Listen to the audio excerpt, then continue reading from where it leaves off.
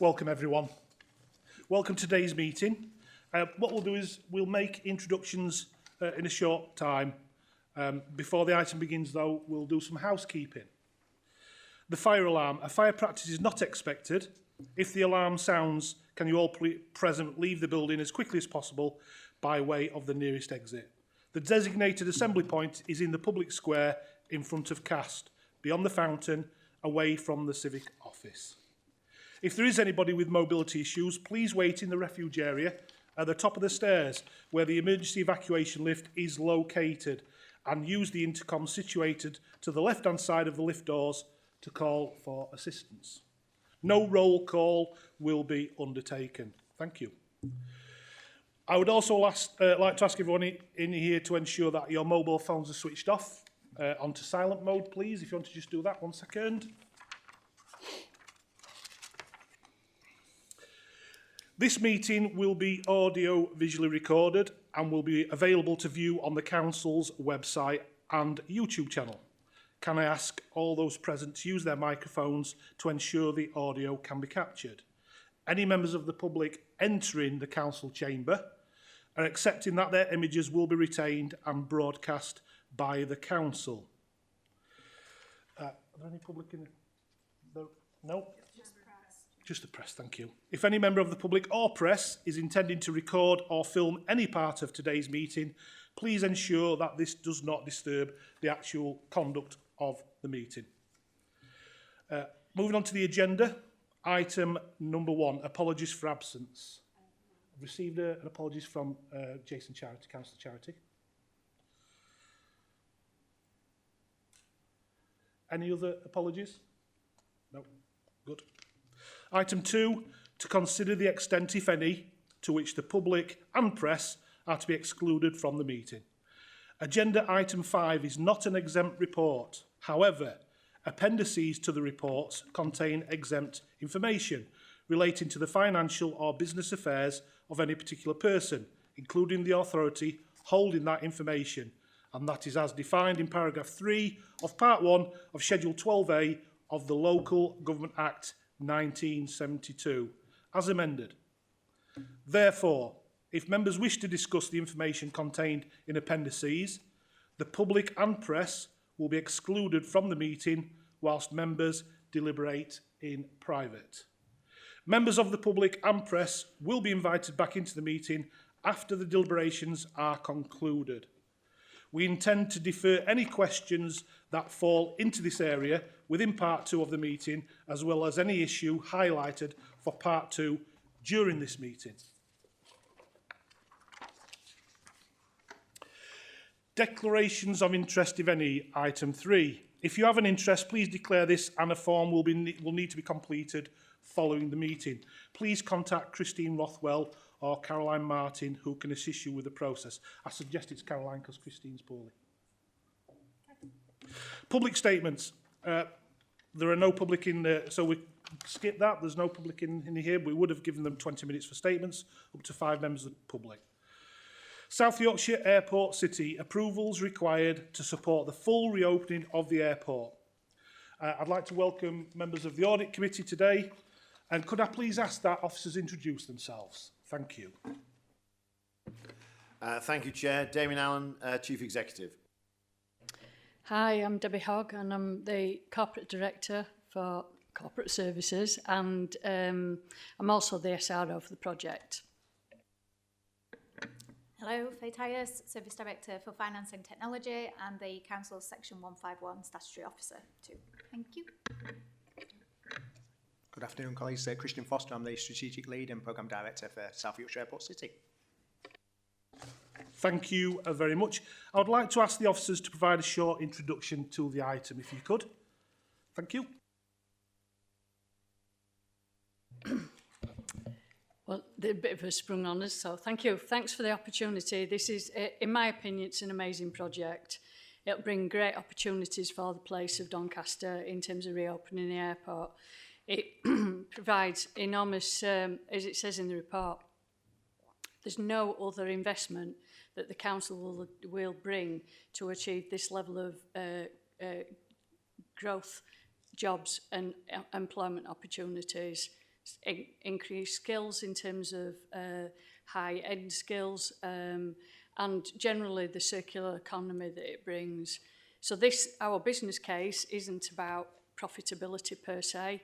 It is about the economic well-being and health and benefits for the place of Doncaster. So that's the big picture, really. Thank you. Thank you very much, Debbie. Would anybody else like to say anything? Thank you, Chair. The specifics of the decision before Cabinet, of course, are the receipt of the funding from South Yorkshire Mayoral Combined Authority. And as a combined authority, of course, it has the economic remit to grow and increase the economic prosperity of South Yorkshire. In that context, the decision that was made by Simca on the 9th of September agreed that actually the business case, after extensive assurance work, was good value for money. Obviously, the distinction between that decision and the one before you is us receiving that and articulating what that current financial plan will be for the implementation and the opening of the airport. There is, of course, a subsequent decision coming to full council that is linked to this, which relates to the capital borrowing requirement and the loan to the special purpose vehicle Fly Doncaster Limited. Just to put that in some context, Chair. Thank you. Appreciated, thank you. Anything else? Great. The matter we have to consider today is significant and unique, therefore highlights the size of decision under discussion. I will ask for questions from OSMC first, and they are the members in the front row, then the Audit Committee, then any other member who has requested to ask a question. Can I please ask, if you wish to ask a supplementary question, please come through myself, the Chair. Right, moving on to question 1. We're talking about early funding flows and cash management. And Jane, if you'd like to ask a question. Thank you. I'll ask it in the two parts that it's written. What assurances need to be in place before the proposed loan is taken out? Thank you.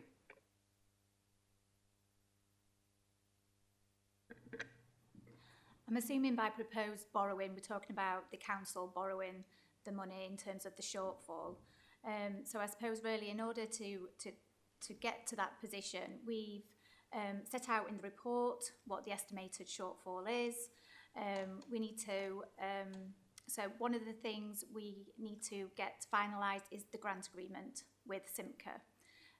So we've put into the report, we've got a draft agreement, we're currently discussing the grant agreement and the precedent conditions discharge. So that's one of the pieces of work that we've delegated in the report and we will be ensuring is in place. So the assurances are we've done a lot of work to ensure that the estimates can be delivered within the overall funding.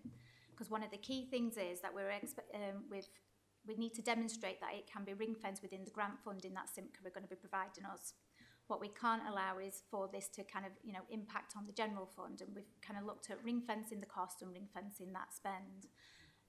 So the assurances are really in terms of the assurances provided in the report, in terms of all the estimates, what work has taken place to generate those estimates, and then obviously the decision before, really in terms of the council decision to accept the grant, or cabinet decision to accept the grant, and then council decision in terms of the borrowing.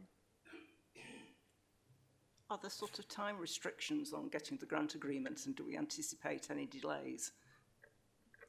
We're working with Simca closely, Merle, in terms of getting the grant agreement finalised, and we won't be, as the report identifies, that decision is delegated, the decision is delegated, and we won't be taking that decision until that grant agreement is finalised.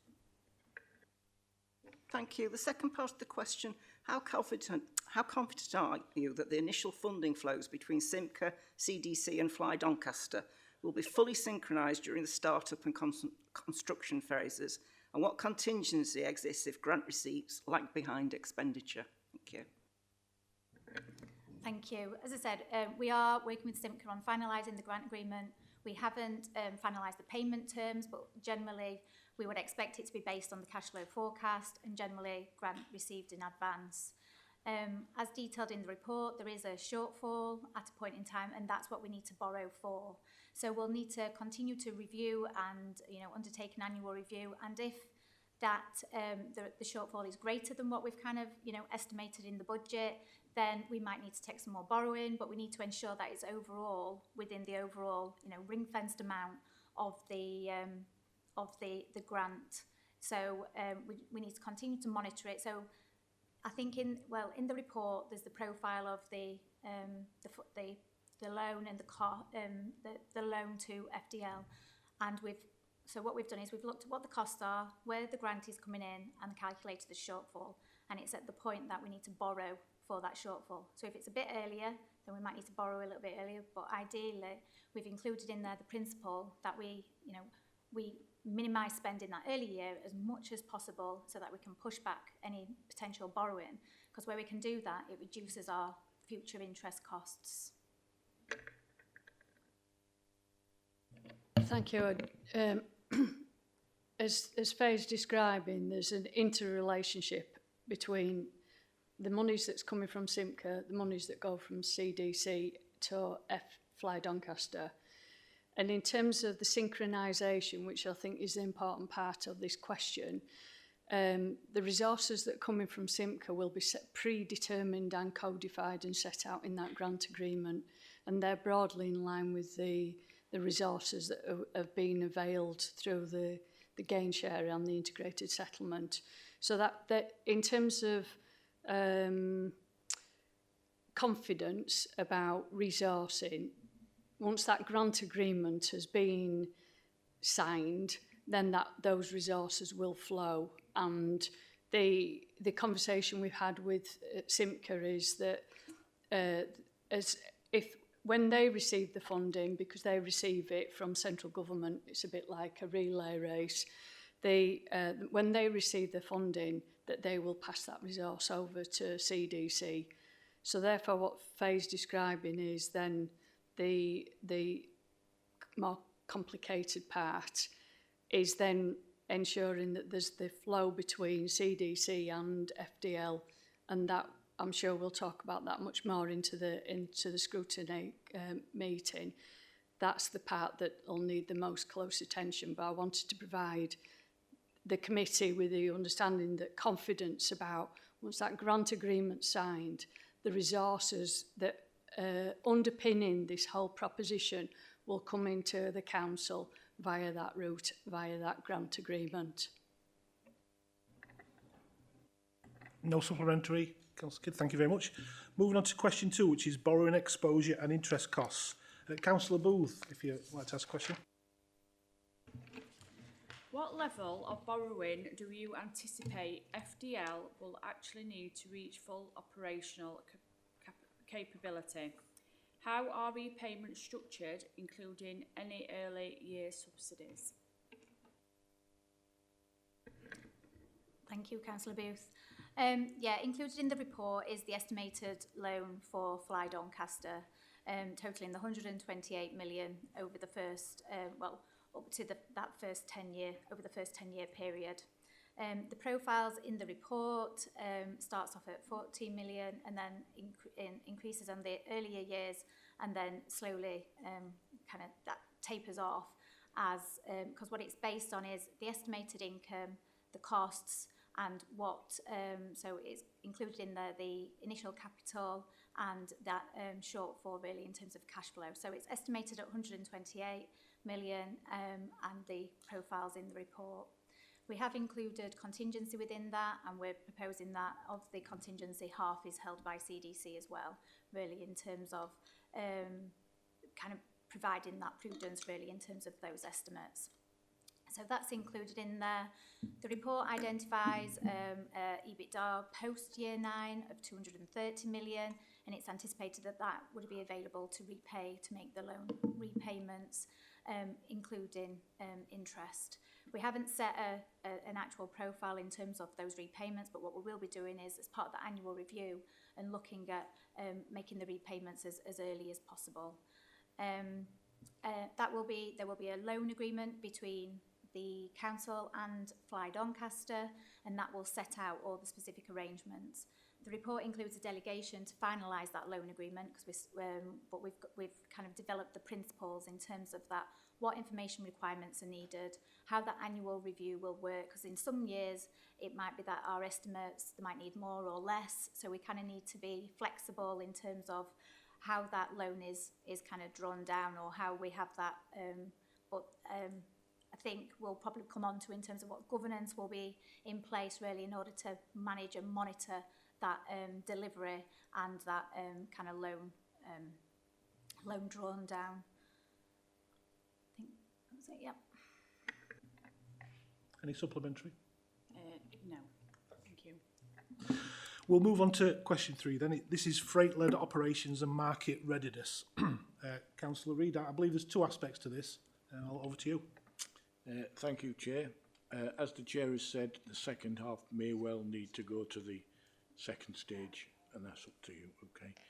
Given freight operations are expected to start before passengers, how robust are the commercial agreements and volume forecasts that underpin early year revenue, and what risk do you attach to underperformance in that area? Thanks, Councillor Reid. I think the quick answer is extremely and low risk. That's a very quick answer and frank answer. But actually, if I wanted to provide a little bit more colour to that kind of response. So from day one, we appointed some very well, I would say, aviation experts, extremely knowledgeable. Some of these are, ex-managing directors for airports, both regional airports, as well as larger airports within the UK.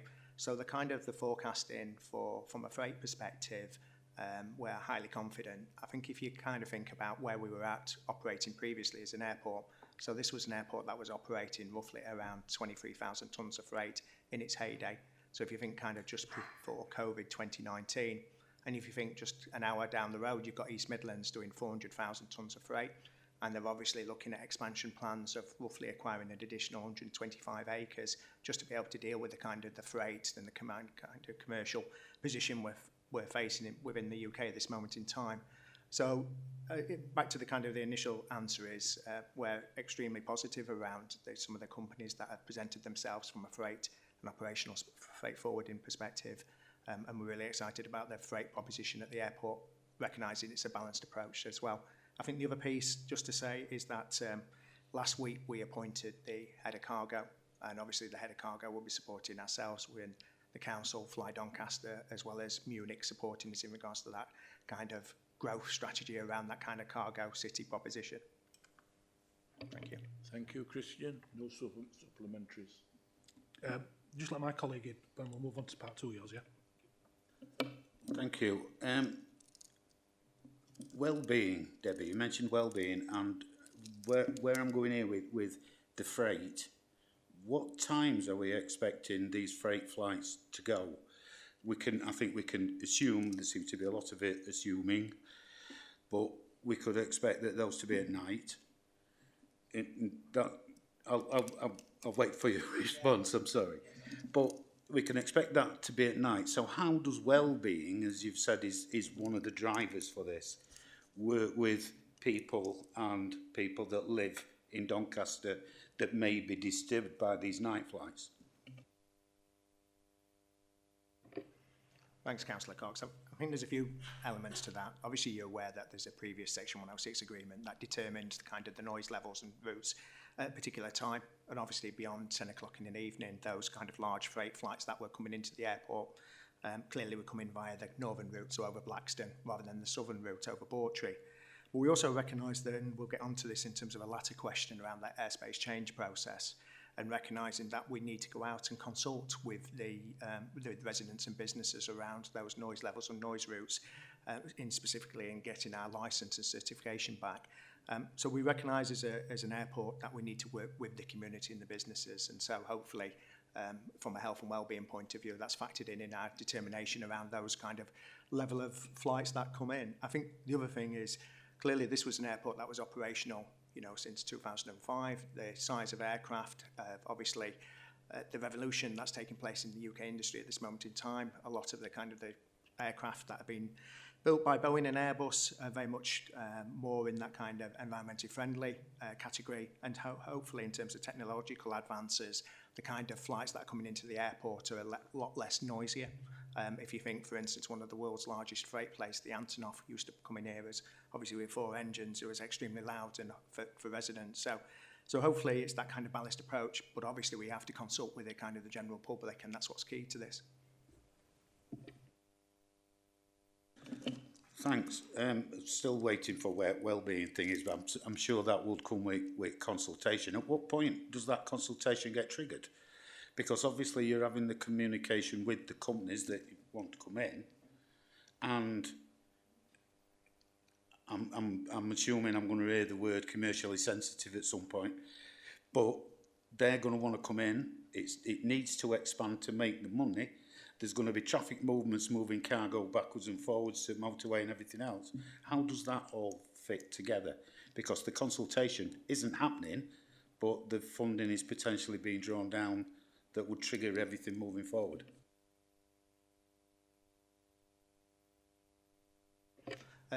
Yeah, thanks, Councillor Cox. So, obviously, from a consultation point of view, we're getting into the question later around an airspace change process. So, on stage 3, particularly in regards to the beginning of next year, as we start to do that more formal consultation with the community and residents. As you can imagine, sorry, I didn't answer your previous question. There is a health and wellbeing strategy or document that is published and produced, which will be part of our framework of suite of lots of policies and strategy for the airport. Councillor.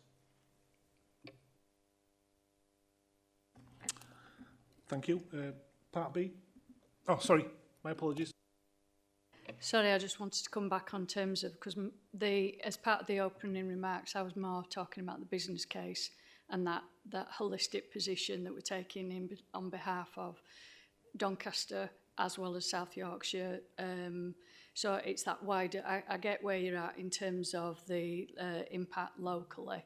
And as Christian's just articulated, there's a lot of information that's gathered as part of that airspace change process. So that'll be considered as part of the considerations that the CAA undertake, as well as any discussions that take place from a local planning point of view. So that's at the more local end. The business case is about the economic well-being of the place, that people will enjoy improved skills, greater prosperity in terms of remuneration, because they're effectively the jobs that we'll be attracting will be more high skilled, high valued, highly paid, and it's through that form that people will have better health and well-being chances. So that is basically the macro, as opposed to the ward-based issues that I'm referencing. So hopefully that clarification, it provides that these are all important and will be considered, but they are considered in different places at different points. Mine was about the bigger picture in terms of the business case. Thank you. Thank you. Before we ask the next part of it, if you feel it needs to move to part 2 of the meeting, please just say so.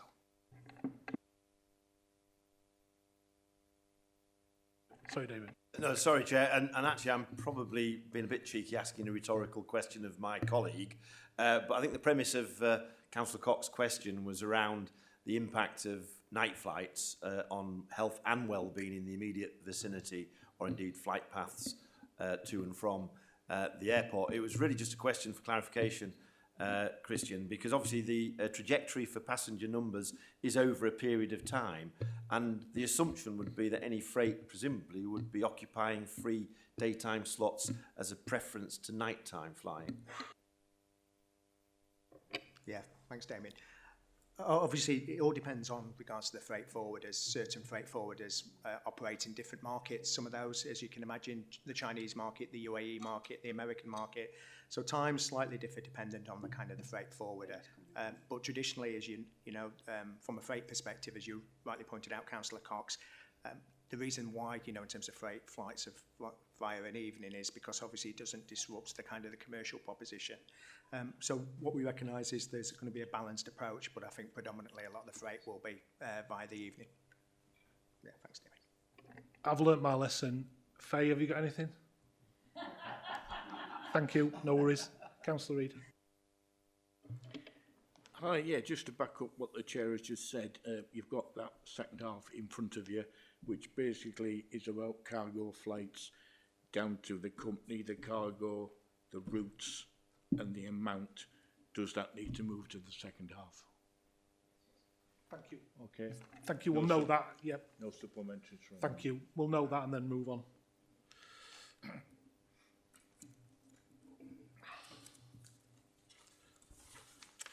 Question 4 is about programme delivery and CAA certification from myself. Can you outline the key milestones that must be achieved with the Civil Aviation Authority between now and 2028? And what would be the financial and reputational impact if certification or airspace approvals are delayed? Thank you. Thanks, Chair. So, in regards to an airspace change process, it refers to 7 independent stages, which require, obviously, a detailed response that makes sure that our airspace is managed in a safe manner. So, from the very beginning, we've approached a company called Trax International. Trax are well known in the UK for supporting entities such as ourselves in regards to that management of an airspace change process. Traditionally, so an airspace change in the UK is managed by the Civil Aviation Authority, and obviously we are regulated via our accordance with the CEA and the regulations. Clearly there are different stages. So if you take, for instance, stage 1 and stage 2, traditionally what tends to happen is an airport coming in, a new airport, would then be looking at designing its airspace. But Doncaster already had a designed airspace. So the kind of the pushback that we've been working with the Civil Aviation Authority was specifically about the opportunity to kind of merge those stages, in particular kind of stages 1 and 2. So traditionally, if you think an airspace change process could take an airport 2, 3, 4 years. And one of the things that we've been working privately behind the scenes with our aviation advisor, Trax International, is specifically to get an airspace change process, which takes roughly around about that 12 to a kind of 18 months. Now, we recognise as part of an airspace change process, as you start moving into kind of stage 3, specifically that consultation around noise levels that you alluded to, Councillor Cox, that obviously it all depends on what is responded back. You'll have neighbouring airports, the GA community, so general aviation community, likes of flying schools and glider clubs will all want to put some form of response in, as similar to environmental organisations, specifically about our operation as an airport. So we recognise from a consultation point of view, we don't know what's going to come in, but we can surmise and guess. So what we are clear is that we need to back, in terms of the different stages with delivery. And what we mean by that is both the capital infrastructure that we acquire on site, as well as the key appointment to post. So yesterday was the deadline for air traffic controllers. We're pleased to say we had over 35 applications for those air traffic controllers, which is absolutely brilliant, because when we talk about kind of the airspace and its redesign and certification, we need to back that up with having the right people in post and the right capital infrastructure on site. So we've got a very aggressive timeline with the CEA, and working with the CEA and Department for Transport, we are keen to make sure that we can get aircraft in the skies as soon as safely as possible. And what we're talking about from a timeline point of view, we talked about that kind of freight at the end of 26 and kind of commercial in 2027. We recognise there's lots of different spinning plates, and we assess on a daily basis. Thank you. Thank you. Only supplementaries. Apologies, Faye. Sorry. Sorry. I suppose just to highlight, the current assumptions in the financial plan are based on the current programme plan. So they are based on the dates that kind of Trax have provided. They are based on, the milestones of critical path. So just to kind of, highlight there is that alignment between the current programme plan, the dates that we're working to, and what's in the current financial plan. So it isn't, we've set a financial plan and it's based on more, challenging, pushing. It's based on the current and with some allowance as well in terms of those contingencies. It also aligns with work that Simca did in terms of the assurance process as well in terms of those start dates. And if they do slip, it is a material, I can't go into too much because but it would be a material impact really from a financial perspective. Debbie, Damien? No. Are we on track? Are we on schedule at the moment? Have we come up against any clear barriers? Christian, are we on track with CAA? No, we're on track with the CEA. I think one of the things we recognised early on is the risk around what's happening in the UK aviation market around the approach of air traffic controllers.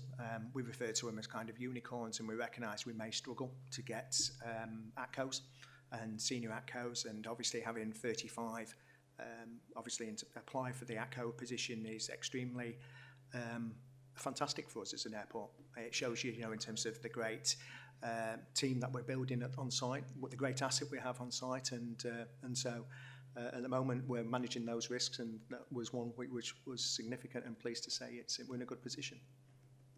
Thank you. Just a quick one from my colleague. Thank you. I obviously don't know how you go about interviewing for air traffic controllers. I hope it's not like a taxi base operator, but but with that in mind, do you get different levels of base of? So we know at the moment the airspace isn't really defined. So what level of air traffic controller are we interviewing for? Is it the top one, or is it the basement one, and then we work our way up? Well, how does it work?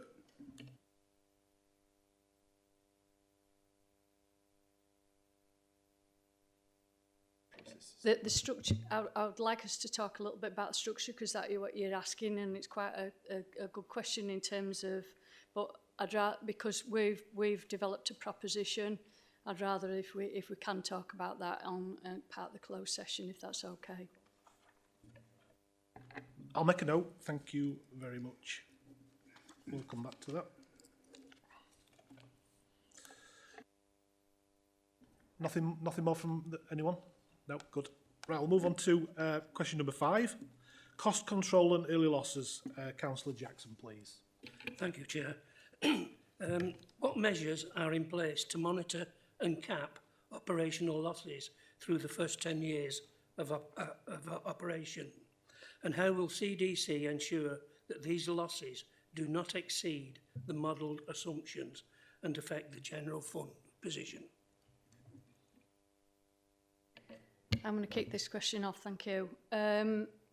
It's not just going to be for 10 years, it's like a puppy. This is going to be a long-term arrangement. And I want to talk about, there's effectively a number of organisations or parts of the system that will provide some degree of support and control. So that's starting with the Fly Doncaster Board. It comprises of 8 individuals. Those individuals have got a fiduciary responsibility for managing the effectiveness of the organisation. Faye's described already the framework that and the interrelationship between CDC and the Fly Doncaster. Fly Doncaster will need to operate within that governance framework. So we've created a operational budget. That operational budget's a starting point. There will be some flexibility within that, but what won't be negotiable is effectively the bottom line, which is the loan between the council and Fly Doncaster. There'll be parameters that are set out in that loan agreement, which set out the monitoring arrangements, both within the organisation. On a monthly basis, it'll be a bit like a regular heartbeat. The monthly requirements in terms of financial and non-financial information, and quarterly information and annual information, it's no different from how we do the council's business to some extent, and I would suggest probably most commercial organisations.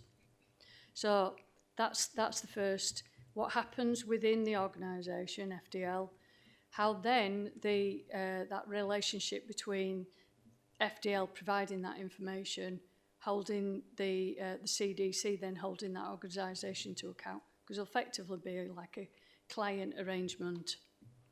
There'll also be reporting information that's required, and we've already talked about how that will get reported, and it's incorporated into the report, how that's reported to Cabinet, those charged with governance, and also of view and scrutiny. I've also put in the report, we'll need to carefully consider how those matters, depending on the nature of those matters, are considered, because it's going to be largely a commercial matters that are reported, then there's I anticipate a lot of that will need to be in closed sessions, but nevertheless, it'll still need to flow in that way. And then there's also looking through the lens of the funder. So SIMCA have got equal requests. As Faye's described, we're still working through the detail of the grant agreement, but they've already indicated that there's reporting requirements. We've suggested that it should mirror what we're describing here. So in terms of the reporting lines go FDL, CDC, SIMCA, so that it's one source of information, one version of the truth flowing through to the different entities. The other part is about who's playing a part now. As I've said, there's 8 people that'll be governing FDL, of which there'll be 2 independent as part of the funding requirements. 2 of those will be independent people that are nominated and responsible to reporting through to SIMCA. And they see them as independent eyes. We've had a conversation with them about the fact that they will need to be skillful in terms of sitting in FDL and operating for the best interest, because under company law, as most people will know, you've got a responsibility for, first and foremost, company first, second reporting requirements. So how that actually works in practice, but certainly in terms of the flow of information should provide the necessary information in order to execute the relevant controls. I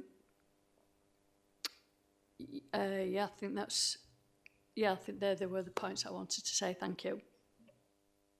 Thank you. I just need to emphasise as well for my statutory role, particularly as you've kind of picked up on the general fund and it not impacting on that, really in terms of the chart in the report at paragraph 72 talks about the the programme governance structure, and I would see that those CDC client meetings, I will be heavily involved in those on a monthly basis to maintain and ensure that it isn't projected to impact on the general fund, because that is a key thing really from my position in terms of the statutory role, ensuring that it we're kind of holding and we're funding it through the SIMCA grant, and we've got that close monitoring. So I would say I'm sorry, this does look a little bit like Chuckle Brothers, doesn't it? Sometimes it's when you hear somebody else's, it just jolts, because what we're wanting to do is ensure that there's the grant agreement, the loan agreement, and therefore the reporting arrangements are completely aligned. So again, there's no breaks in the chain.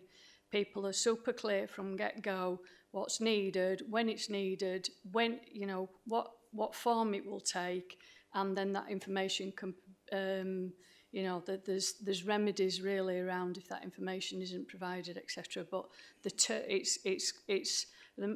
we're still working through the detail, but that needs. I think there was a question earlier in the meeting around synchronisation. It's going to be super clear for us to make sure that the grant agreement, loan agreement, and the way that the company operates are all synchronised, so that there is no breaks in that chain.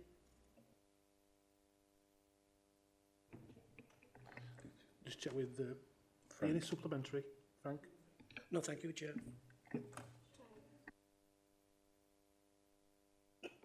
Obviously, this is a commercial proposition, and we want the money flowing in, passengers. What role is it Munich Airport International? What's their role in making it successful? I'll start, but I'm pretty sure that Christian would probably also want to comment on this one as well. They are providing strategic input to the development of the airport. They're providing both direct support in terms of specific specialist areas. So they're developing products, so they're supporting us as, for example, on our, you've got to have, as part of the aerodrome certification, you've got to have an aerodrome manual. So there's sections within there, some of which are staff, as Christian alluded to. We've got now the Chief Operating Officer, we've got head of service for fire and safety. They will develop certain parts, but Munich are also supporting on the direct provision of other elements.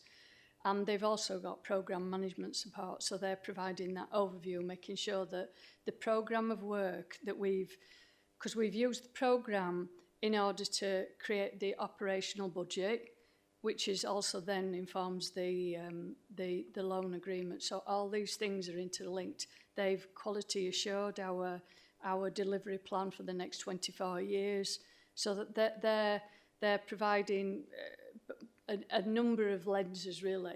They're having the experience of operating airports. They've looked at from a regional airport perspective. You know, as I say, they're providing direct support on certain elements and oversight on others. Yeah, thanks, Chair. Yeah, just further to Debbie's comments. So if you take, for instance, Munich Airport, so they're in the top 10 airports in the world. So they're roughly dealing with about 40 million passengers and around 400,000 tonnes of freight. Their business model is certainly interesting because what they're also renowned for doing is going into places around the world and supporting the redevelopment of airports. So Newark in USA, Maldives, even Sofia, and a number in Europe. So they've got a fantastic business model. They've got a fantastic leadership team that's been here on site, the lead from the top, and their technical expertise, which Debbie alluded to. So if you're in particular around that kind of commercial proposition, so we're in that process of obviously commercially negotiating with airlines, and Munich are shoulder to shoulder with ourselves, specifically around making sure that we get the best deal for Doncaster. They also support us on, you know, that kind of terminal redesign, the IT, various IT packages, as well as the kind of the car park and fees and charges around the kind of structure. So there's so many different elements to the Munich element, but they're a fantastic, well-known international business and know how to run airports successfully. Thanks. Councillor, can you answer your question? Vice Chair? Thanks. Just going back to synchronised, does this funding, the loan and all this stuff that we need to discuss, does it have a sell-by date, a best before date? Does it run out, or is it by next week? No, you're not having it. I think that's why Faye's talked about the flexibility, because it's structured, because it's got the flow. If there is a shift in terms of, it starts with no, it's not your first source document, but because how we've built up the operational budget is by going, how many staff do we need? What's the cost of running the airport, etc. What incomes can we think we can generate, etc. So once you've got that, then we know what the bottom line looks like. Bottom line in terms of the cash flow generates the position in relation to the loan. In terms of if there's any shifts, there's obviously we can track it because we've got that as the baseline, and it can shift one way, it can shift that way.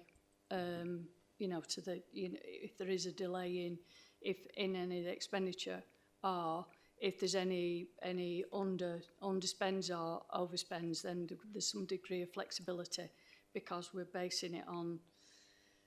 It's a big picture, ultimately. I don't know if that helps in terms of the intersell by date. It's structured over, the proposition is it'll be sealed for 24 years effectively, but there'll be parameters within there, as I've described, through the reporting arrangements, through to the client, to the council, so that there is that degree of flexibility, because what we don't want is the airport to be constrained by, oh, you haven't spent that amount of money but you've achieved that level of income. It needs to be seen in the round. It needs to be a sophisticated conversation that takes place at FDL board in the first instance, because that's where the responsibility should sit.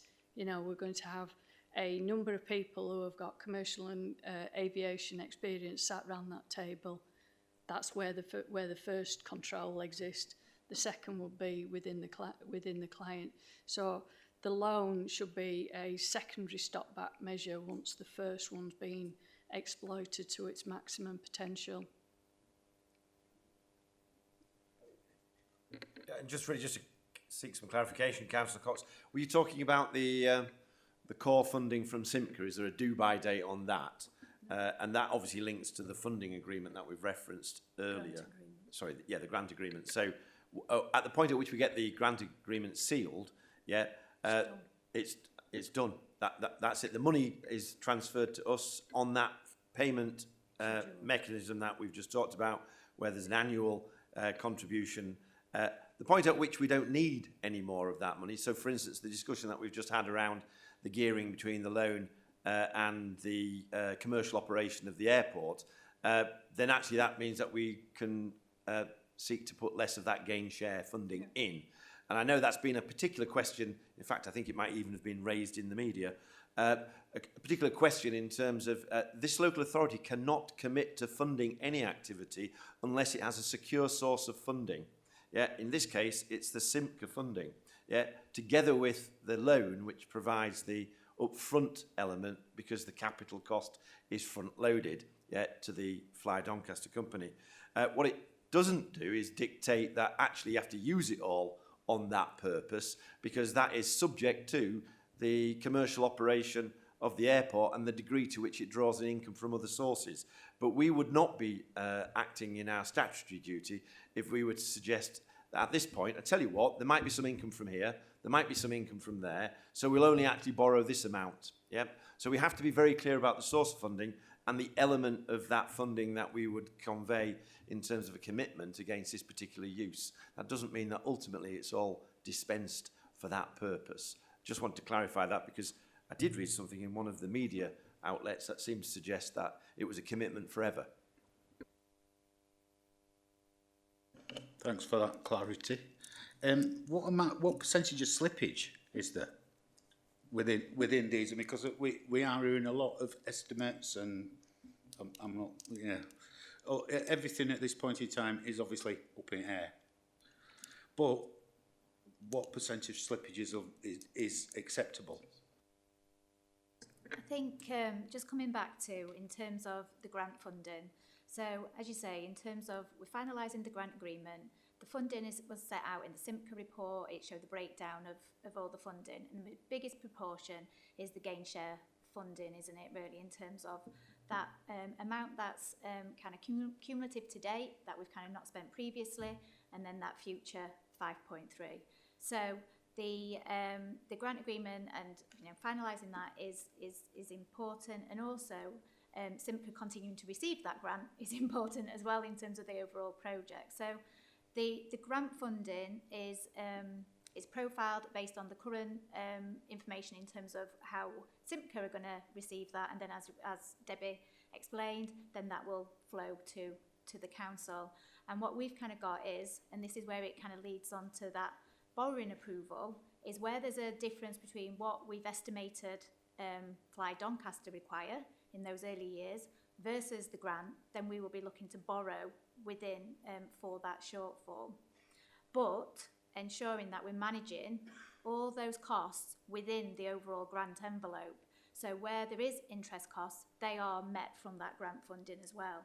So there will be movements between. That's why we need to have that annual review in terms of what's it looking like, where's it, and we'll need to kind of be taking decisions. So it might be that in the plan there was X amount of capex that we were proposing to spend in X year, but actually Fly Doncaster board might have to look at that and say, do we need to delay that? How do we? So it'll need to be that ongoing review in terms of how that is working. What we have included in there, as I said, is 20% contingency in terms of the capex. So that is some, in terms of that potential slippage on the capital costs. And again, why we need to have that really, strong governance in terms of that programme plan to get it to that reopening in terms of. Thanks, Faye. The other one is, obviously, we're talking financially stuff. What have audit seen and what input have audit had within this process?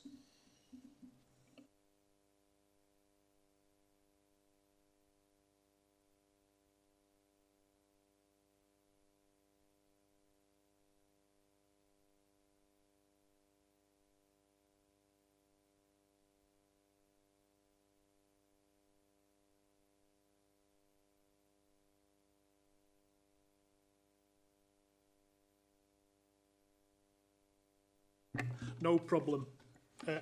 Anything else? No. On to question 6, governance and oversight. Councillor Cobby, please. Thank you, Chair. I think Debbie started to answer some of this a little bit earlier on, but I'll ask if there's any additional answers, that'd be great. During this pre-profitability phase, how will CDC, Simca and Fly Doncaster Limited balance the need for commercial flexibility with transparency and member oversight, particularly where decisions may have material financial implications? Thanks, Councillor Cobby. I did answer a little bit of it, but I think it'd probably be useful just to nail the fact that there will be 3 statutory committees with eyes on this. So that'd be Cabinet, Overview and Scrutiny, Management Committee and the MCA Board. The MCA may have some other subsidiary board because they have like what they call a Programme Assurance Board that actually might take it into their remit. They haven't sort of formalised that yet, but there'll at least be those three entities where the governance is taking place on a formal footing. As I referenced in the report, because of the commercial nature of what we're proposing, we will need to carefully consider what material comes before those and how they're organised. But certainly that they would be, in my head, the organisations, you know, the committees that would need to have that information. So it might be, for example, because we used to deal with it with, you know, the Children's Trust. We'd separate out the non-financial information and financial information. So there may be something where there could be commentary, which is considered within the open part of meetings, and then the financial matters considered as closed. But you can tell from my response that that's probably something we'd need to work through as we receive information and how it's reported. Certainly the like the annual accounts, that's going to be a public document of FDL, so that information will be lodged in the ordinary way through Companies House and available to all. But during what's in here and that previous question about control, it's going to be important to ensure that there's that degree of granularity received on a regular basis so that you can exercise those controls in the initial stages, but thereafter it might be that you're just reliant then on the annual accounts and reporting through that mechanism. So we'll start tight and we might go loose. Councillor Cumming, nothing else? Thank you. Question 7, Councillor Reid. Thank you, Chair. Just a quick one. Governance Fly FLD. What is the process if directors leave the board? Thank you for that question, Councillor Reid. Perhaps I can just flip back to Debbie mentioned Fly Doncaster board would have 8 members on it. We've got draft MEMS and arts for the company, which we're establishing at the moment. We've specifically, and this does link back to the control questions, we specifically identified 3 of those 8 members as council nominees. And going back to the tight, that's because we have a fiduciary duty as directors to the company, but we also have a statutory duty for public resources.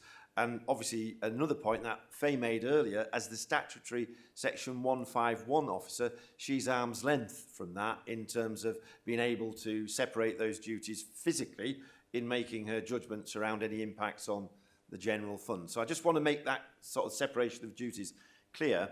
The other members of the board, we've already alluded to that 2 of those will be Simca nominees, yeah, and they will have each of them financial and commercial expertise for one of them, and another one having significant aviation expertise. Important if you're a commercial airport, you're trying to get that expertise and technical skill set into the board.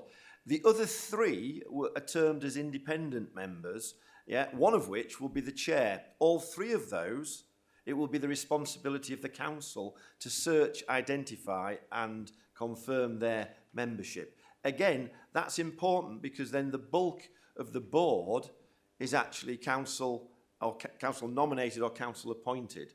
And that's important because who knows what the future holds? There are moments in every company's life where they have to make difficult decisions.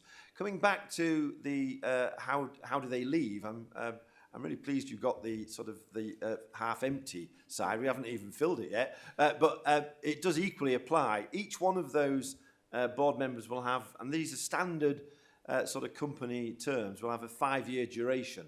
Yeah.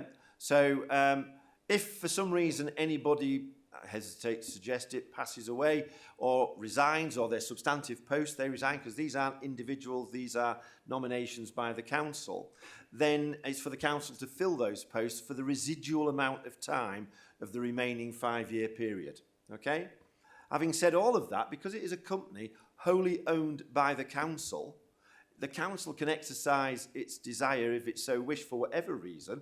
Usually it's automatic if individuals under company law have exempt themselves from being a company director, i.e. they are bankrupt or they have committed various crimes that exempt them from holding such office. But ordinarily, if the council so wished, it would only need a 3/4 majority of the members, and if you've worked out the math, then that actually is the membership of the directly appointed and those that are council nominees, would give it the majority to be able to remove a particular director if for whatever reason that occurred. I hope that sort of answers your question, Councillor Reid. It sort of ought to hopefully give you a little bit of sense of the level of grip and control that the council has. Mindful that as an independent company, of course, in the sense that it also means that the directors have to fulfil their fiduciary duty to the company as well. Thank you, Damien. A predicted supplementary of 151 already answered, so no further supplementaries from me. Thank you, Councillor Reid. Move on to question 8, economic impact. Councillor Kidd, please. Thank you. Can you describe some of the likely benefits that the opening of the airport will bring to Doncaster? And what do you think the benefit to risk ratio is? Thank you. Thanks, Councillor Kidd. Yeah, great question. So if we talk about kind of the modelling, economic benefit of GVA, so gross value added, and if we look at kind of Doncaster's economy in 2022 was around 6 billion. And so when we employed Jacobs, a well-known international company, supporting us on the kind of economic business case, we described the benefits roughly around kind of 2 to 3 billion to our economy of having an airport, or that South Yorkshire Airport City concept within the region, which is hugely significant when you take 6 billion to 2 to 3 billion. We recognise that obviously South Yorkshire Mail Combined Authority have also had their consultants looking at kind of that GVA, and obviously similar quantums of kind of between 1.5, 2.5 billion GVA. And then we look at kind of the benefit cost ratio. So the Jacobs work employed by ourselves, they identified in the economic business case around that kind of 9 to 1 benefit cost ratio. Now, to let you know, anything above 1 in a benefit cost ratio is seen as extremely good from a kind of benefit cost. So we had 9 to 1. Now we recognise that obviously Simca had some further assurance pieces of work undertaken, and they're kind of at that kind of 2 to 3 quantum in regards to the benefit cost ratio. So still extremely good for a proposition. You asked me about the kind of the economic benefits. So there's many, and obviously the social benefits as well. We've modelled in obviously with Jacobs around the growth in jobs, direct and both indirect. So when you talk about 5,500 direct jobs and 6,000 indirect jobs, that quantum of around 12,000 around that kind of South Yorkshire Airport City is hugely significant, especially if you take, for instance, Wheatley Road in its heyday, when you had ICI, Rockware and Case, they were employing roughly around 20,000 jobs just on Wheatley Road. The other piece is around that kind of skills piece, and I'm also recognising that there's something for us about an airport, about lifting the ambition in communities. And as you can imagine, you know, this is such a huge game changer for a lot of our deprived communities and I want to say classes, many towns, and it presents a significant opportunity to widen individuals' aspirations. And the fact that you've got the likes of partners such as kind of Munich supporting around what does that kind of education and skills proposition look like for ourselves, as well as working with the kind of South Yorkshire education institutions in the private sector, it's hugely significant. I think the other thing is the fact that you've got a number of existing businesses on site who operate in the aviation market. and we're very keen, as they are, to obviously support their growth. And that's brilliant because they are organisations that like to appoint from the local supply chain and recognise in regards to kind of that wage level is significantly higher than the national average, never mind the Doncaster average. So, yeah, that answers your question. If I can just ask a quick question to do with that. The cost benefit ratio, why were we so far off the mark with 9-1 originally, please? Yeah, so as you can imagine from a South Yorkshire Airport City concept, we talk about kind of the wider, so that from a South Yorkshire wide level. We also recognise that, look, we've got one of the largest development sites attached to the airport. So if we talk about the IQ site, it's over 3 million square foot of land. As you can imagine, commercially, there are a number of manufacturing companies, maintenance repair overall facilities, hangars, companies that are presenting themselves that are very keen to look at locating here at the airport. So we did, on the basis of kind of the market interest and recognising this was a calculation done around about 2024, was at that 9.1 level. But obviously the work that South Yorkshire Mayoral Combined Authority did wanted to be a bit more on the conservative level. And obviously they're at a very different quantum, still in a good level. But we recognise that obviously we need to update our business case, the one that was produced by Jacobs, and we're currently remodelling the kind of benefit cost ratio, just to kind of make sure that we are very clear about exactly what it is and what it isn't. But I think just to kind of confirm and provide you assurance as a committee is that, like I say, is we're at that quantum of a plus kind of 2 to 3 on worst case and best case at 9, which is fantastic. And finally, can that cost rate benefit ratio go up and down throughout the life of the airport? Sorry, yeah, can I suppose it might be helpful really for me just coming from the financial plan perspective and how that impacts on the BCR and things like that, because a calculation of the benefits is based on the passenger forecasts. So if you remember when we did the initial forecast, it was done on a specific basis, looking at the catchments across and going down to a really, district data, a low-level data level, looking at previous, where people have previously travelled. It was kind of based on a really granular level, and we had, so the original business case and the financial viability assessment was done on higher passenger forecasts, which then quantified into obviously higher benefits.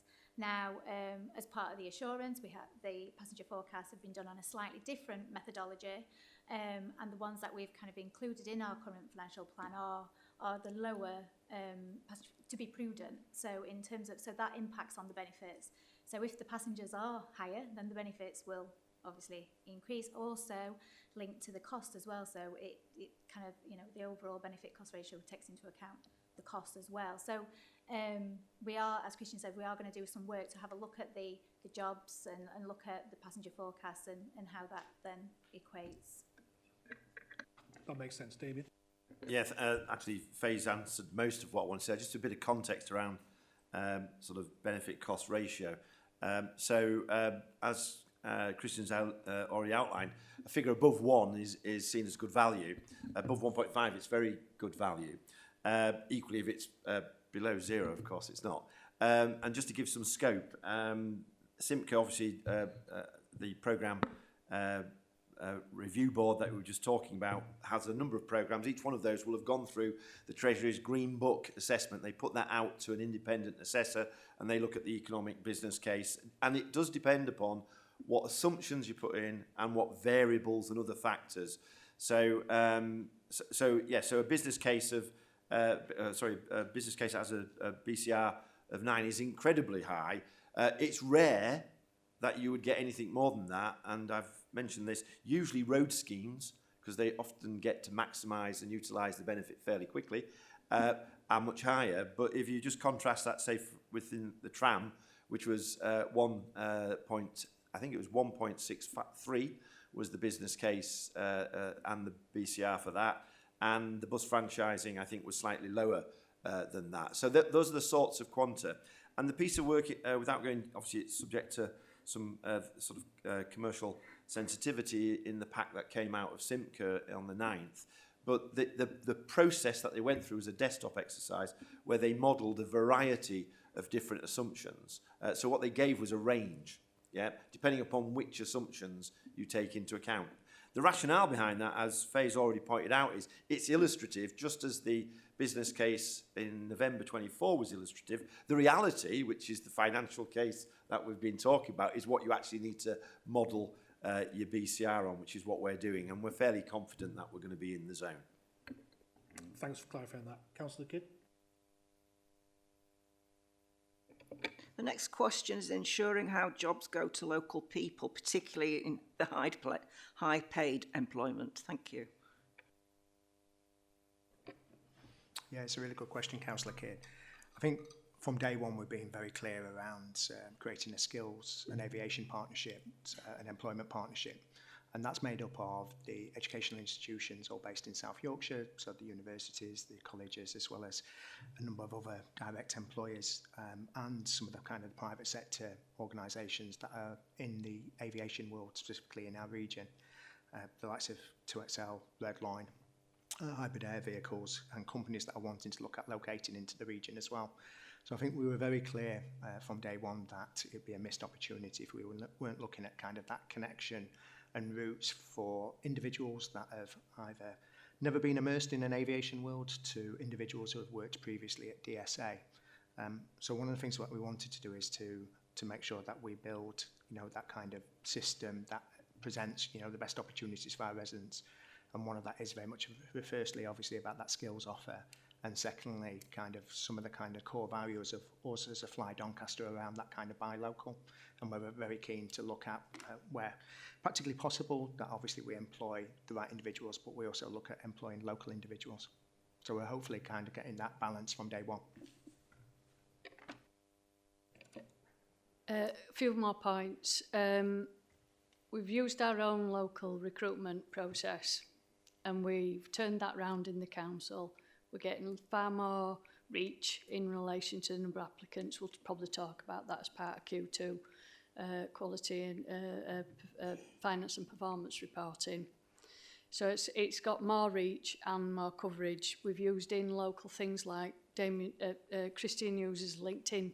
So we're trying to get as much local people interested in the jobs that are and opportunities. Because this has been a long time in coming, we've created a bit like a job bank. People have contacted us and we've kept all their details. So we are actively engaging with people, either through word of mouth or directly through when they've provided the details. And I think Christian's talked about how we upskill, and we'll probably talk about, without giving a few on the question about the APCOs, we'll talk to you about how we're thinking about sort of developing our own and having a career grade. So more of that. But there's a lot of avenues we've used as part of the recruitment process. And touch wood, we're getting good success from that, in terms of recruiting to our heads of service positions, as well as some of the others. So it's these approaches are yielding good outcomes. Yeah, thank you. It's at the heart of why we're doing what we're doing. This is about that economic well-being, and it's about building a long-term sustainable economic growth. That is built on a decent pipeline of skills. And the challenge, of course, is we operate in a market, so we've got to get that blend around the immediacy of skills that are out there competitively in the market, and really good to see the sorts of interest that we're getting from the roles that have been advertised. But ultimately, that bit about the grow your own and building a circular economy is that we want to maximise the opportunity for Doncaster people to be able to get the jobs in Doncaster, because then that holds the economic value in Doncaster, contrasting with, obviously, inward investment from more macroeconomic sources. But the key factor is the ability to grow the skills, and those are both the numbers of jobs, but more importantly, I think, elevating the skill level. And that's why that skill partnership with the college and with the UTCs, and also increasingly with Sheffield University and also Sheffield Hallam, so that we get the blend of technical skills. It also means that actually, and we're seeing this already in terms of some of the careers and recruitment fairs, we're already getting a real groundswell of interest from young people. So being able to identify what the particular job roles are, what the particular skill requirements are, not just now and not just in the airport, but also in that wider catalytic area in and around the airport where we want to see inward investment, and that wider South Yorkshire airport city, really important. So this will ramp up as we go. Having said all of that, we've got a particular focus on making sure that we get the right people in post to make sure that we've got the certification, because without that we don't have an operating airport. Thank you, Dean. It's okay, yeah? Right, moving on to question 9. Councillor Reid. Thank you, Chair. When fully operational, it states there's likely to be about 5,000 people in employment. Is there any sector breakdown?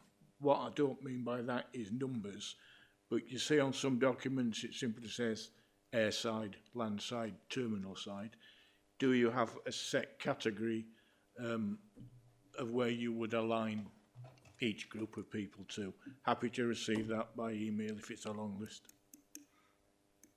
No, I can answer that, Councillor Reid. So when I alluded to the Skills and Aviation Employment Partnership, one of the things that we've been modelling in our kind of early days is those different occupations, but not only the occupations that we would be looking at employing as a Fly Doncaster as an operating company, but also recognising the nesting of those different types of aviation-related industries that I wanted to locate around the airport or within the region.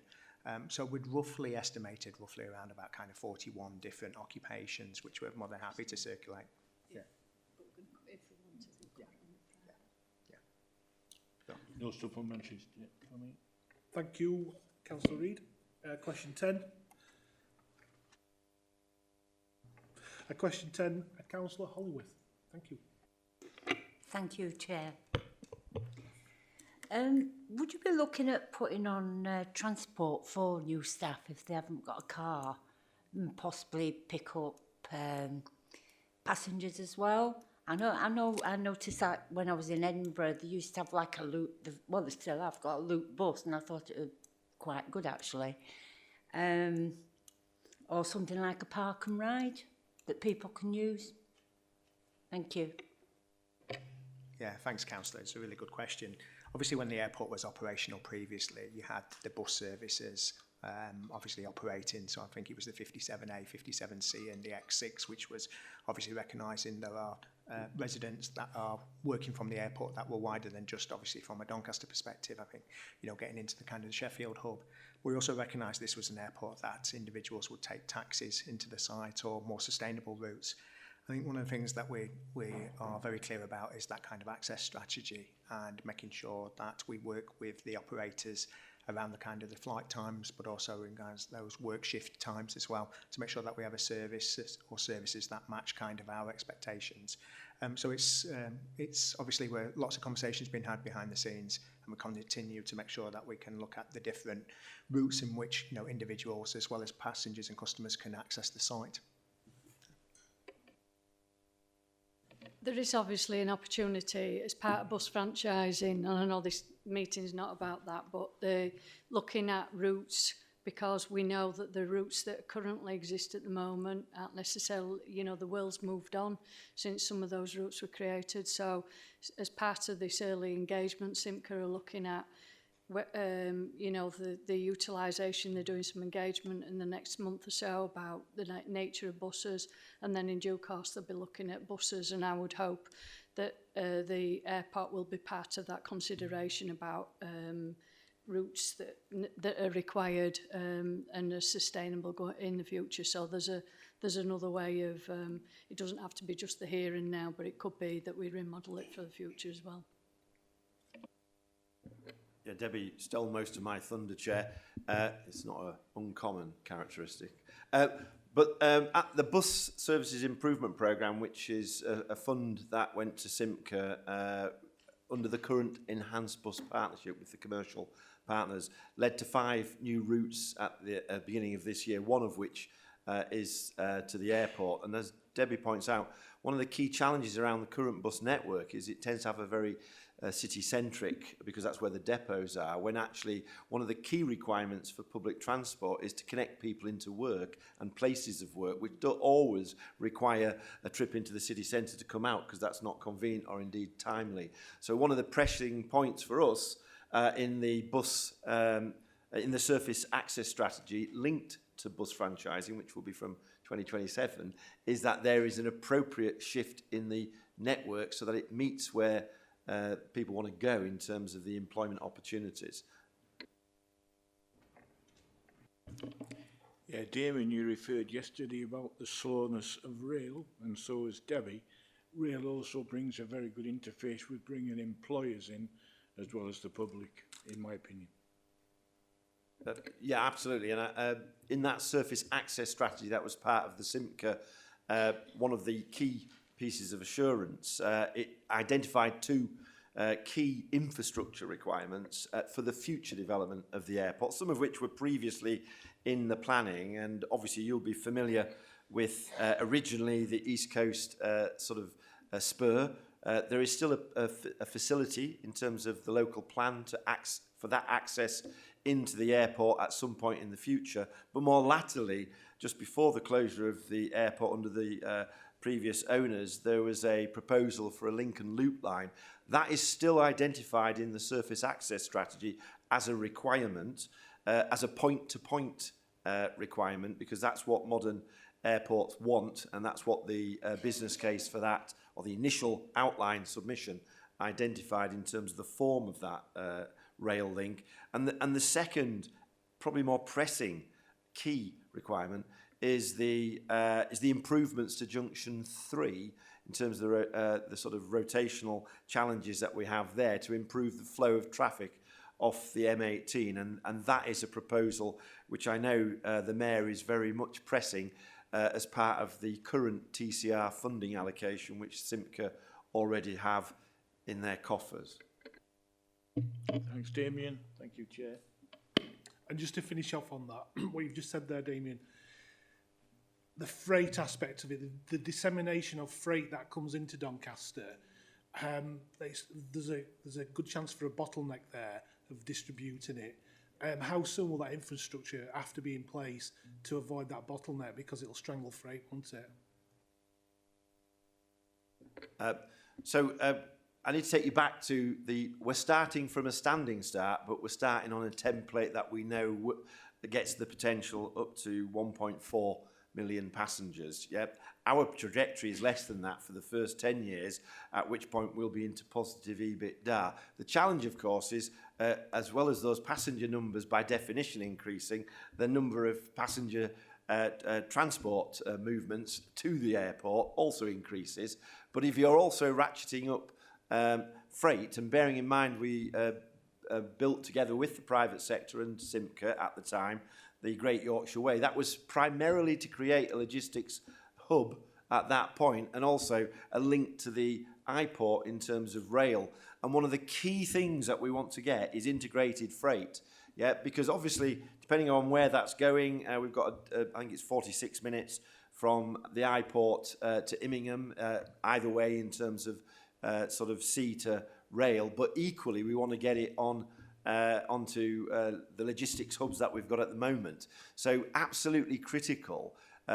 Also, of course, we've also got the challenge of the A1 junction. And therefore, within the scope of what we're proposing, we're very keen to ensure that the scope of the works includes the tailbacks that occur linked to Junction 3, as well as the rotation. There is another aligned challenge for us, which is the highways, national highways have got a limitation, haven't they, on at the moment, which, again, we've had feedback through the Department for Transport that would be something they'd be looking to remove, because it has a limit on development on that part of the corridor. So really critical that we prioritise Junction 3 first, and then in the medium to long term look at the rail link. My very last question then, because you've said that, the forecast was something in the region of 50 million for the M18. How much of that bill will we be footing? So I mentioned the TCR fund, which is the Transport City Region Fund. That money's already been allocated to Simca. It was a sum of 1.4 billion. 500 million of that was for the tram replacement, and 380 something million, I haven't got the exact figures, Chair, was for the bus franchising, which of course is across South Yorkshire, including ourselves. The residual amount, which is, you know, something in the order of 600 million, is still yet to be allocated. So that process will be going on at the moment. What I can tell you is that because of the piece of work that's been done by Simca on the surface access strategy and the 50 million, then that will be prioritised within that allocation process. It has to work its way through. The other point I should say, because I don't want to be a hostage to fortune, Chair, is that 50 million might not be adequate in that regard, but it's certainly a lot less than the residual 600 million that's left in the TCR pot. So I know the Mayor will be pressing for as soon as possible. There are other funds that Simca will be receiving as part of the integrated settlement linked to other infrastructure. It may well be that they're looking to see whether or not those funds displace potential schemes within the TCR, in particular any direct funds for roads, which would obviously be a more logical source from which to fund something like the upgrade to Junction 3. We, however, will still be identifying the requirement. They can then determine the source. Thank you for that. We'll move on to question 11, operational plans and infrastructure. Councillor Jackson, please. Thank you, Chair. What revenue would you get by running the car park? Because we all know very lucrative, and the need for more investment. Would you lease that out, and why? Thank you, Councillor Jackson. Can we cover this in the private section? Thank you. Thank you, Chair. Question 12 then, which is other. Councillor Holmworth. Thank you, Chair. I think you've answered part of this question really about in 22 when the airport was closed. It says it wasn't viable with the Munich support that you've got. So that looks pretty good going forward. But the only thing that's worrying is that it's a cost of living crisis. Do you think you'll get the passengers coming through the door?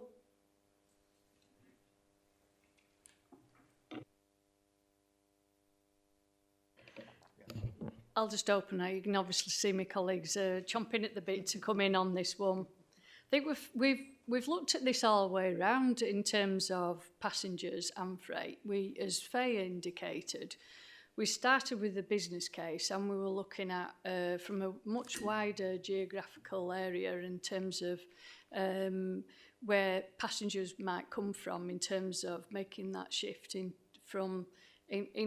order to come to Doncaster and use the airport. And then we, as part of that review, Simca looked at from a bottom-up point of view in terms of the airlines we'd engage with and the likelihood, the nature of the type of destinations they might go to. And we also engaged Munich to do exactly the same thing. So we've looked through it effectively through lots of different lenses, as well as the sort of commercial conversations we've had with various airlines and commercial operators. And I know we're going to come back to freight as a topic from one of the early questions. So from my perspective, it feels like we've looked at things in details, we've reviewed it a number of ways, and we're looking at things really from quite a pessimistic stroke baseline position in relation to what we think we can achieve in terms of activities. So it's had a good go over it really in terms of, so you're asking a question, do we think it can be achieved? With all the caveats that are around it, you don't know anything until you dive in there and get going. But based on all of the information we've got, we think we can make a viable proposition, or else we wouldn't be making this recommendation. Thanks, Chair. I think just to add further to what Debbie alluded to was, remember the kind of the customer experience here at Doncaster Sheffield Airport, and it was always voted as one of the most favourable by the customers. And obviously that's working with the likes of TUI and Wizz Air previously. But also recognise the kind of what the asset, we've got a real jewel in Doncaster. We've got one of the longest runways in Europe at 2 miles and 60 metres wide. So it has fantastic potential for those kind of long haul flights, never mind, you know, in terms of the most kind of European flights. So yeah. Last one. Sorry, Also, I just wanted to recognise all the work that's kind of been done looking at the wider market. So a lot of the Simca Assurance Review, the initial work by our aviation advisor was kind of looking at passengers that are travelling now, and it's kind of looking at what the market is, how the market's kind of, you know, changed since the COVID impact and things like that. So, and it's looking at GDP and how that's, you know, so it's bringing all that really into account in terms of the assumptions that are there.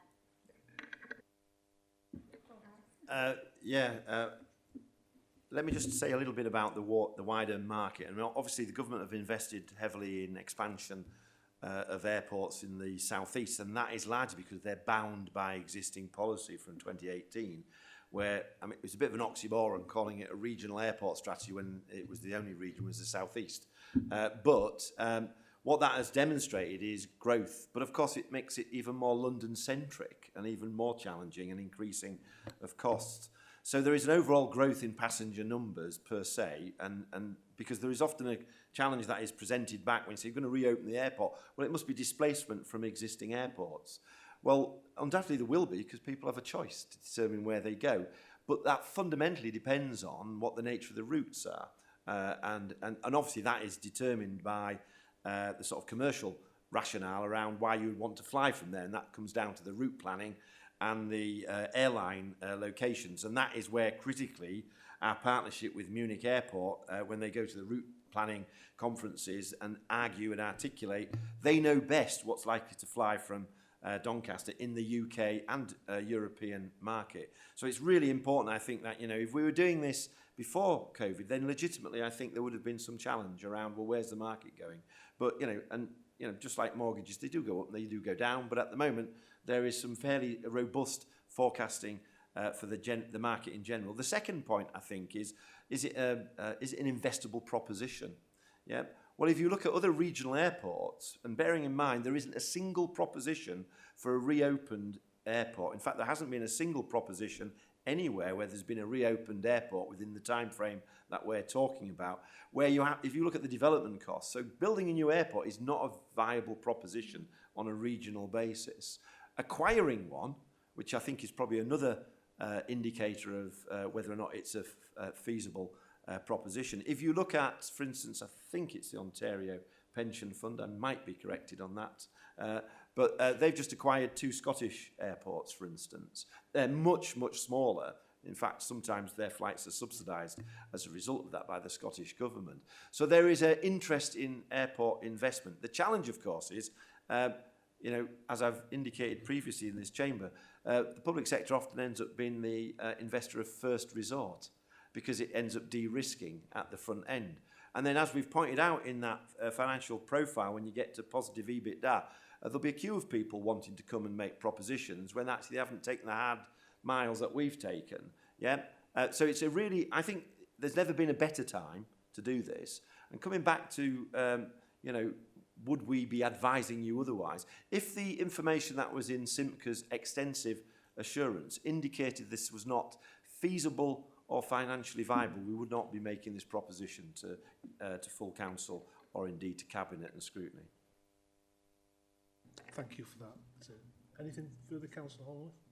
No? No, thank you. Thank you. We're on to the last one, potentially unlucky, number 13 question. And it's Councillor Cobby. Thank you, Chair. I think we're aware that, and I'm happy for you to elaborate, hence the question. Are there any other local authorities that run local airports, and what has been learnt from their involvement, and also how does it make us prepared for potential reopening? No, I think that's a fantastic question.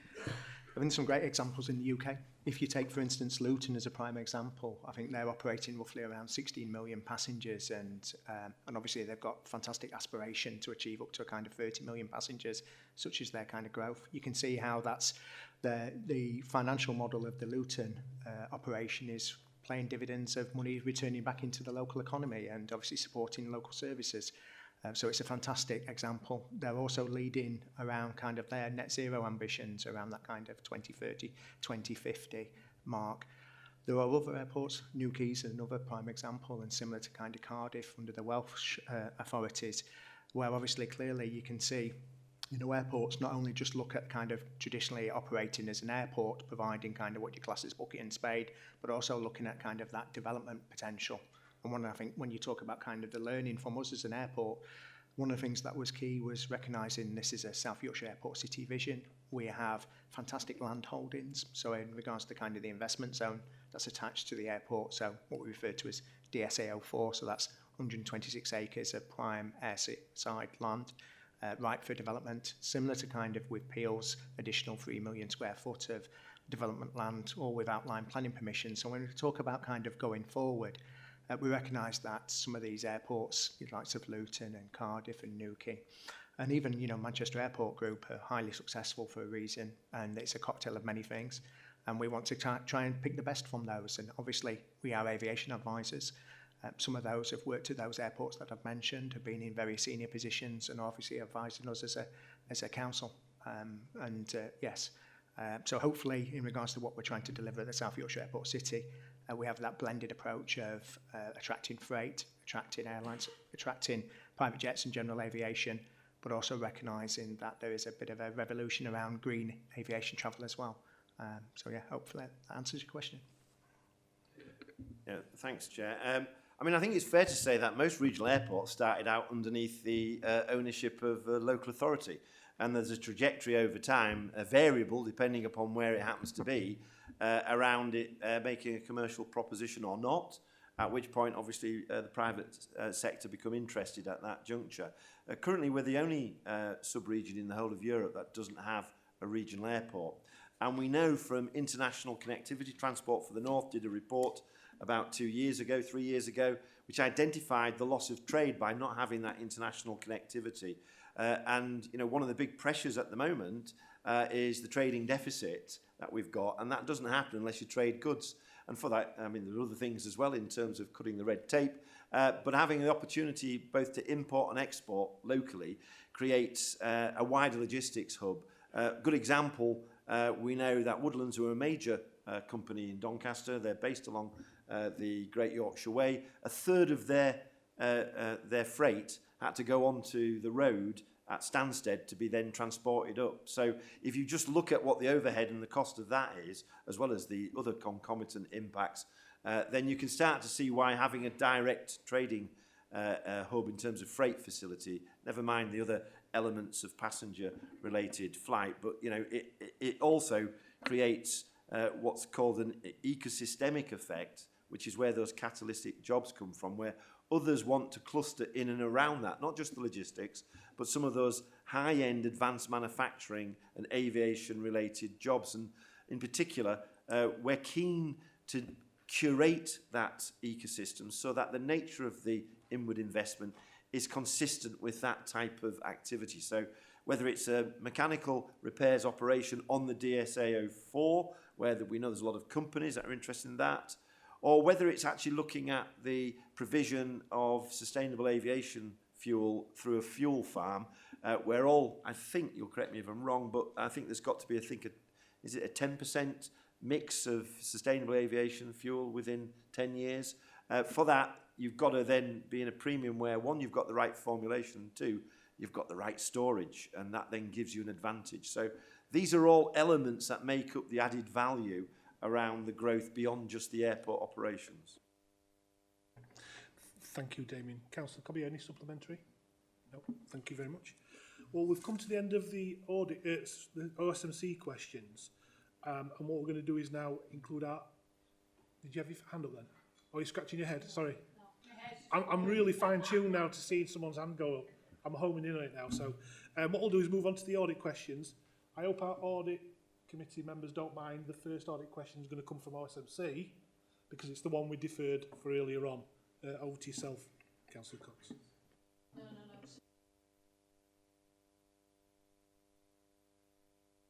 The question, the audit one, that's been referred. What part of the played? Okay, are you okay with that? Yeah. Yeah, that's great. Over to our audit committee friends. Any questions? I've just got a couple. I don't know if you want to do them in part two. We talk about £81 million losses. I think it's point 25 of the report. How are we going to subsidise those losses?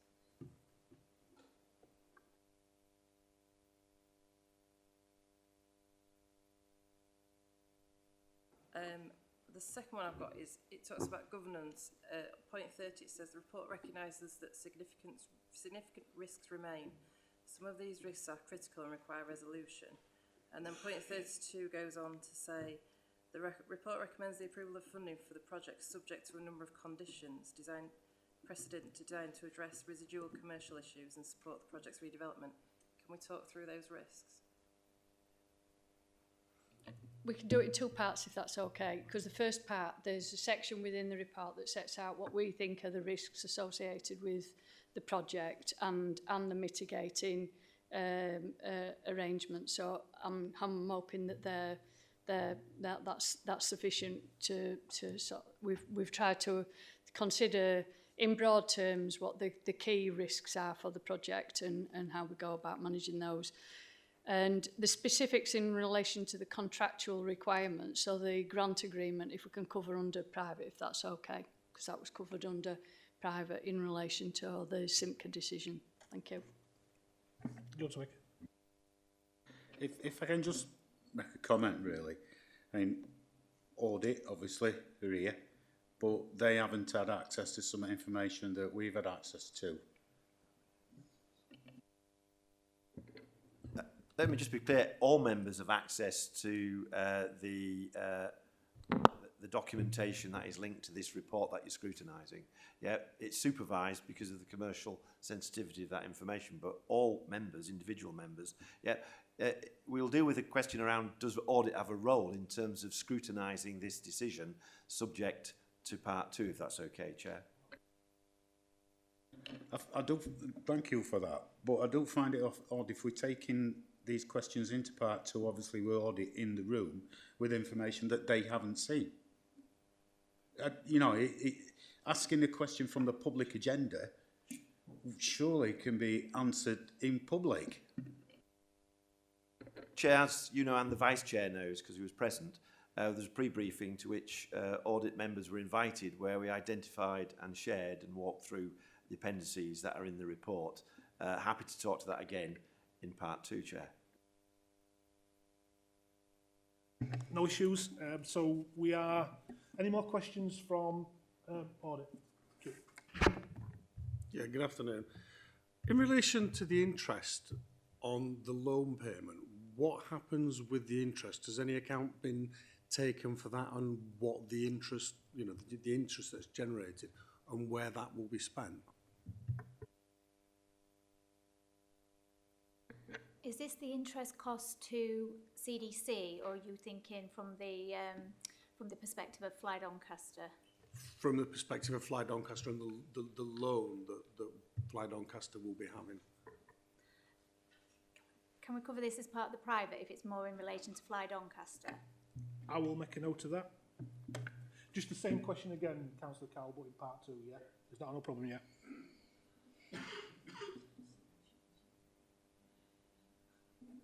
Anything else from our audit colleagues? No, thank you.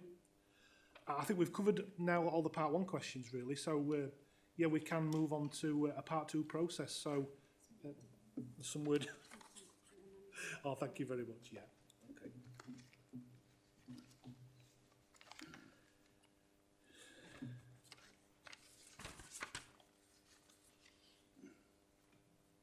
Oh, is it still there? Oh,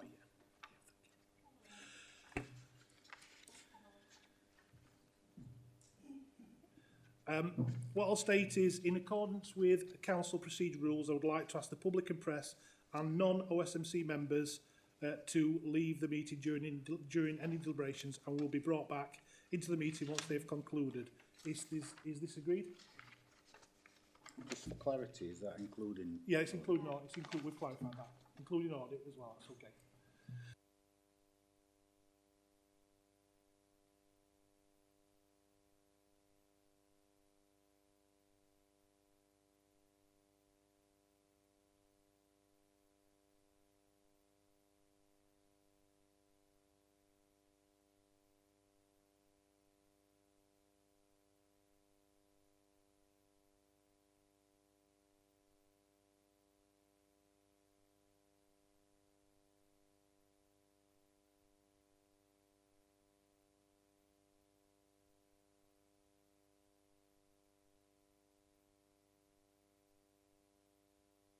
She's abandoned me. Okay, following the discussions we've had for the last couple of hours, last few hours, we're going to move on to a number of recommendations. Paragraph 3 of page 1 of the OSMC agenda asks the committee to give consideration to and feedback on the report presented today. Does the committee feel it has undertaken this today? All agreed? Thank you. The first recommendation is from my colleague Vice Chair. To reflect the points discussed at the meeting, the chair be given authority to send a letter to the Mayor about discussion held in this meeting. Is this seconded? Does the committee agree?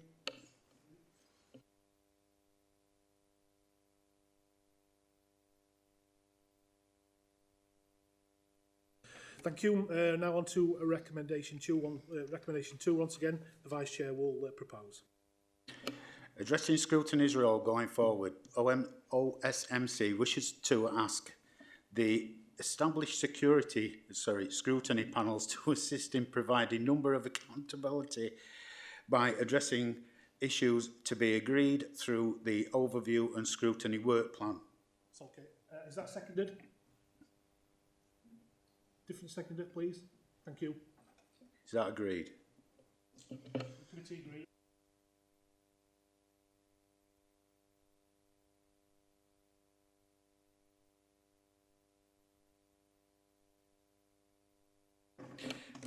A recommendation would be to send the residents of Doncaster a referendum consultation of what this money is actually going to be on. We know that it has. What I'm trying to do is get politics out of it. So we want the people to understand what this money is being used for, and if they think it's fine, then it's fine. If they don't, then it's don't. And I know that made no sense. If I can just explain the reasoning behind that, go on, Carl. please. Obviously, one of the LGA highly recommended things to do, and it's one thing I picked out. I still remember it ringing in my ears when we had an excellent LGA presentation. It's good practice. Talks about public consultation should be at the forefront of any decisions, especially decisions with such the size and magnitude of this one. And I took that to heart when I was in there getting the training, and I've remembered that. And if we do not hold a public consultation about this issue, we're never going to hold one in the future, because this, as I keep having been told, this is an immense project, and with the amount of money we're talking about, public money, and now there are a lot of things to resolve, I believe the right thing to do is to consider a public referendum with regards to getting the view of the people out there who are actually in effect funding this project. And that's my reasoning behind it. Thank you. No, I absolutely disagree with that. Chair, can I add? So I've been at pains throughout the whole of this engagement, informally and formally, to point out the scope of who the decision makers are, and also the roles, respectively, of particular governance structures, be they overview scrutiny management, be they audit. This is a decision to receive funding that's already been decided upon. Yeah, this decision that you're scrutinising, not to what extent is the funding going to be utilised. There will be other opportunities to engage with the public, to form their views. Yep. It is within the existing budget and policy framework to be able to make the decision that we're talking about. Yeah, it doesn't require a public consultation per se for this decision. Yeah, and I've been very clear about being clear on the governance for this. I would be falling short of my statutory duty not to sort of recommend that that's. We do not have a constitution that allows for decision by referendum. Yeah, there are some decisions which are open to referendum, but this already exists within the policy and budget framework for the council. Yeah, it's a different set of circumstances for the decision to come to full council. Your role is to scrutinise the decision. Yeah, you can make whatever recommendations you like, but in so doing, you will be contradicting the existing constitutional budget framework and policy framework. So I just need to give you that advice, Chair. Happy to advise outside the meeting, but you need to agree your recommendations, and my advice would be that you return to this outside, or you frame it differently. And one of the framings could be that you expect full maximum amount of consultation and engagement ahead of the full council meeting, for instance. Thank you. Yeah, we'll take that. We'll take all that information into account. We will obviously revisit this recommendation. I will still consider it outside of this meeting as part of the comments and recommendations to Cabinet. But thank you for that advice. I've taken it on board, and I will still make due recommendations in due course. Yeah, thank you very much.